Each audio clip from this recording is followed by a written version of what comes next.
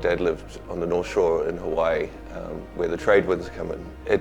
I walked along the beach and I was just at architecture school, but everything that wasn't either concrete, aluminium, or copper, or cedar fell apart straight away. So it was pretty much they're the materials that I try and use if I'm doing something really close to the water.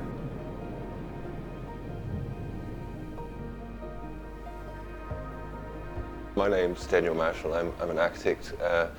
I've had my own practice for coming up to 27 years, and it was a lucky thing that her brother had been looking on the internet, and who lives in China, and found us, and so suggested us to Flora. It was a really great experience for us to learn lots of different aspects of cultural priority, and to sort of merge that with a kind of New Zealand stylism and architecture.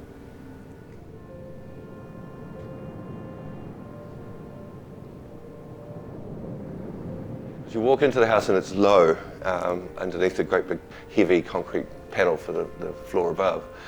But then it's like a lovely little sort of stepping stones and garden, a lovely big door. And you walk in and there's a big double height space, and that's where the main circulation for the house is, the stair. Asian philosophy, like this direct open the door, see everything, is not the way to go. So it's the idea of having stages of reveal. The dining room, but the kitchen, that's the main control centre of the house. That's where all the views of all the different areas can be seen.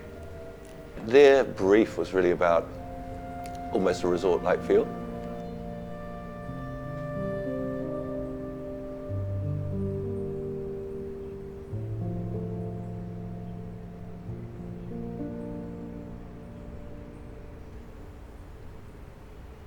And there's houses all around. You know, as I said, modernist, almost brutalist facade, and the garage is disguised, so you just can't see that it's there until it's open. This massive double height space here. The strongest design idea of the house, I think, is that it functions around a series of courtyards, both interior and exterior. So upstairs, all the bedrooms are arranged around these spaces so that everything ends up having a view.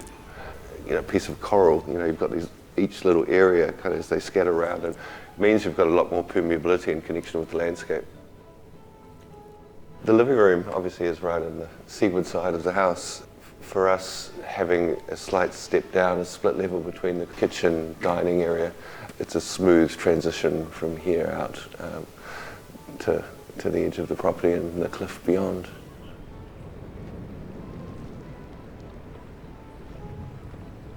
The pool was quite funny because initially was just talking to one half of the couple, and she's like, I just want a tiny plunge pool. And so we had the little plunge pool in the courtyard, and then he comes and goes, I want a 20-metre pool.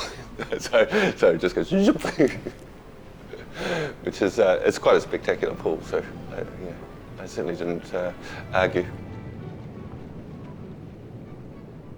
Architecture becomes placemaking, so you end up creating something that relates to the landscape, but it becomes a place, you know, for humans.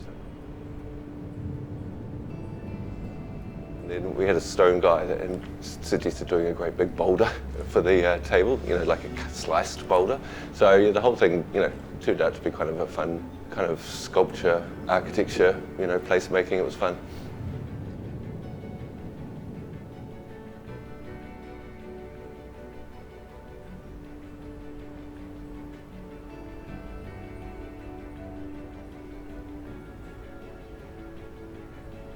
It is incredibly difficult, you know, just to create any building, and you know, with the levels of regulatory environment and complexity. It takes a real commitment by the client, I think, and a real belief in what we do.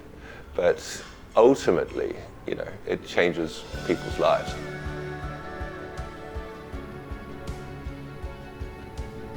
I really do believe that architecture can make you feel, changes your emotional response to the environment. The composition and the sort of proportion of a space, particularly for a house, obviously no one wants, or maybe some people do, but most people don't want a house that makes them feel on edge. And so yeah, the calmness is the main thing I want people to feel.